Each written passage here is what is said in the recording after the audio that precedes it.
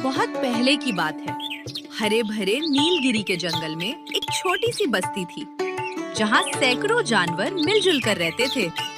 उसी जंगल में एक छोटा सा खरगोश रहता था, जिसका नाम था चिंटू। चिंटू के लंबे लंबे कान थे, सफेद फुरफुरी पूंछ थी और बड़ी बड़ी गोल आंखें थी। लेकिन एक बात थी, चिंटू बहुत ज्यादा डरपोक था। पत्ता भी खड़खड़ाता तो वो उछल पड़ता, पानी की बूंद भी गिरती तो वो दौड़ने लगता। जंगल के सभी जानवर ये बात जानते थे और कभी-कभी हंसते भी थे, लेकिन चिंटू बुरा नहीं मानता था, क्योंकि वो दिल का बहुत अच्छा था। दोपहर की बात है, सूरज आग उगल रहा था। जंगल में सन्नाटा छाया हुआ था। सभी जानवर अपनी अपनी जगह छांव में आराम कर रहे थे। चिंटू भी एक बड़े से कटहल के पेड़ के नीचे घास पर लेट गया। ठंडी ठंडी हवा चल रही थी, पत्तों की फुसफुसाहट थी। चिंटू धीरे धीरे गहरी नींद में चला गया। नींद में उसने सपना देखा कि वह हरे हरे मैदान में उछल कूद कर रहा है, गाजर खा रहा है और मस्ती कर रहा है। बड़ी मीठी नींद थी। तभी एक भारी कटहल, जो पककर एकदम पका हुआ था, सीधे चिंटू के कान के पास आकर गिरा। आवाज इतनी जोरदार थी कि चिंटू की नींद तुरंत टूट गई। वह उछलकर बैठ गया। दिल धक धक कर रहा था, सांस फूल रही थी।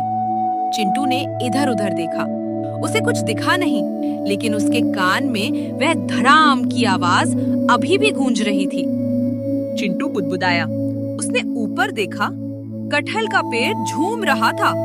उसने नीचे देखा, एक गोल मटोल फल पड़ा था, लेकिन चिंटू का डरा हुआ दिमाग कुछ और ही सोच रहा था। अरे, ये तो बहुत बड़ी आवाज थी। इतनी बड़ी आवाज तो तभी आती है जब कुछ बहुत बड़ा गिरे, और ऊपर तो आसमान ही है। अरे भगवान, कहीं आसमान तो नहीं फटा? कहीं धरती और आसमान के बीच की कोई दीवार तो नहीं टूट रही? हे भगवान, आसमान गिर रहा है, आसमान गिर रहा है। और बस चिंटू पागलों की तरह भागने लगा। आसमान गिर रहा है, आसमान गिर रहा है, भागो भागो, सब भागो।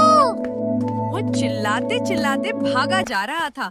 जंगल के दूसरे छोर पर गजराज हाथी शांति से एक तालाब के किनारे पानी पी रहा था। तभी उसने देखा, चिंटू पूरी रफ्तार से दौड़ा आ रहा है। उसके कान पीछे को हैं, आंखें फैली हुई हैं, और वो कुछ चिल्ला रहा है। अरे चिंटू भाई, क्या हुआ? कहाँ भागे जा रहे हो इस धूप में? गजराज भाई, गधो, जल्दी भागो, आसमान गिर रहा है। क्या? आसमान गिर रहा है? हाँ, मैंने खुद सुना।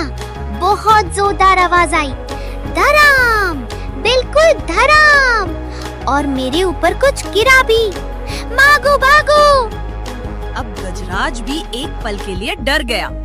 उसने सोचा, चिंटू तो झूठ नहीं बोलता, और आवाज भी आई तो जरूर कुछ न कुछ हुआ हो। और बस गजराज अपना तालाब छोड़कर चिंटू के पीछे भागने लगा। अब दोनों मिलकर चिल्ला रहे थे, आसमान गिर रहा है, भागो भागो। थोड़ी दूर आगे जंगल की एक पगडंडी पर मोटू गैंडा बैठा हुआ था। मोटू का सींग बड़ा था, शरीर भारी था, लेकिन दिल छोटा था। वह थोड़ा डरपोक किस्म का था। वह एक पत्थर पर बैठकर ऊँघ रहा था। तभी उसे धमाधम की आवाज आई और चिंटू और गजराज को भागते देखा। अरे अरे, क्या हो गया? मोटू भाई, आसमान गिर रहा है, जल्दी भागो। मोटू ने एक बार ऊपर आसमान की तरफ देखा। वहाँ बादल थे, धूप थी, सब सामान्य था। लेकिन जब गजराज जैसा बड़ा हाथी कह रहा है, तो जरूर कुछ बात होगी। मोटू उठा और धमाधम पैर पटकते हुए उनके पीछे भागने लगे। अब तीनों मिलकर चिल्लाते भागे जा रहे थे। जंगल में आगे भूरा भालू अपने घर के बाहर आराम से बैठा था। शहद का मीठा स्वाद उसे बहुत पसंद था। तभी भागते जानवरों की आवाजें आईं। आसमान गिर रहा है, भागो। क्या?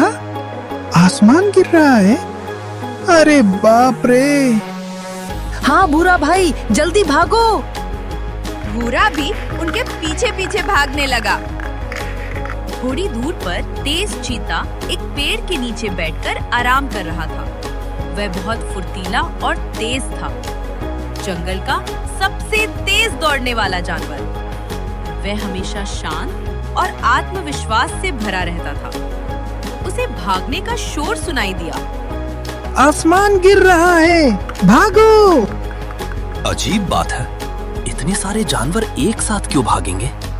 जरूर कुछ हुआ होगा। और वो भी बाकियों की तरह पीछे पीछे भागने लगे। देखते देखते पूरे जंगल में अफवाह फैल गई। हिरण भागे, बंदर पेड़ों से उतरकर भागे, सियार भागे, नेवले भागे, खरगोशों का एक पूरा झुंड भागा। जो भी मिला आसमान गिर रहा है सुनकर वो भी उनके साथ हो लिया। अब जंगल में एक लंबी कतार थी। चिंटू सबसे आगे, उसके पीछे गजराज, उसके पीछे मोटू, उसके पीछे भूरा, उसके पीछे तेज चीता और उनके पीछे जंगल के दर्जनों जानवर। धूल उड़ रही थी, पैरों की आवाजें आ रही थी और सब मिलकर चिल्ला रहे थे। जंगल में उस दिन ऐसी अफवाह फैली कि पेड़ भी हिल गए होंगे। उसी समय जंगल की एक शांत गली में चमेली लोमड़ी बैठी थी। चमेली बहुत चतुर और समझदार थी। उसकी आंखें तेज थी और दिमाग और भी तेज था। तभी उसे दूर से आवाजें सुनाई दी। आसमान गिर रहा है, भागो! चमेली ने कान खड़े किए।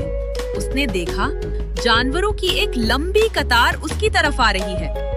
सब पागलों की तरह भाग रहे हैं। वह कतार के पास गई और भूरा भालू के सामने खड़ी हो गई। रुको रुको, ये क्या हो रहा है? चमेली, तुम यहाँ क्यों खड़ी हो? भागो, आसमान गिर रहा है। आसमान गिर रहा है? लेकिन आसमान तो अपनी जगह है। अरे नहीं!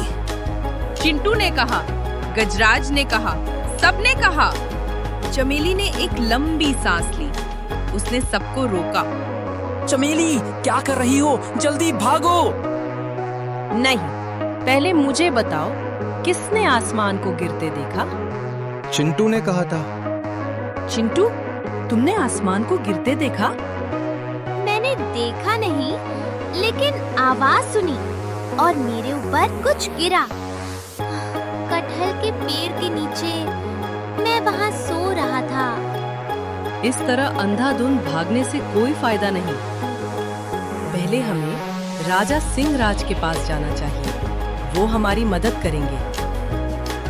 थोड़ी देर बाद सारे जानवर जंगल के राजा सिंह राज के दरबार के सामने खड़े थे। उनकी आंखें गहरी और शांत थी। वे बुद्धिमान राजा थे, जल्दी किसी बात पर यकीन नहीं करते थे। चमेली ने सारी बात बताई। सिंहराज ने ध्यान से सुना। फिर उन्होंने पूछा, सबसे पहले इस बात को किसने कहा? चिंटू खरगोश ने महाराज। चिंटू, मुझे पूरी बात बताओ, बिल्कुल सच सच। महाराज, मैं कटहल के पेड़ के नीचे सो रहा था। अचानक बहुत जोर की आवाज आई और मेरे पास कुछ गिरा। मैं डर गया और सोचा शायद आसमान गिर रहा है। ठीक है, सब लोग मेरे साथ चलो उस कटहल के पेड़ के पास। पूरी टोली उस कटहल के पेड़ के पास पहुंची। वहाँ जमीन पर एक बड़ा सा पका हुआ कटहल पड़ा था, पीला, गोल और पका हुआ। तो ये है वो आसमान का टुकड़ा। चिंटू बहुत शर्मिंदा हो गया। उसने अपने लंबे कान नीचे झुका लिए और आंखें बंद कर ली। मुझे माफ करो सब लोग, मुझे माफ करो। चिंटू, मैं तुम्हें दंड नहीं दे रहा, लेकिन आज तुमने एक बहुत बड़ी गलती की और उस गलती से आज पूरे जंगल को परेशानी हुई। आज से जंगल में एक नियम होगा, कोई भी बात फैलाने से पहले सोचो, जांचो और फिर बताओ। डर के मारे आधी अधूरी बात फैलाना खतरनाक होता है। इससे न सिर्फ दूसरों को नुकसान होता है, बल्कि पूरे समाज की ताकत बर्बाद होती है।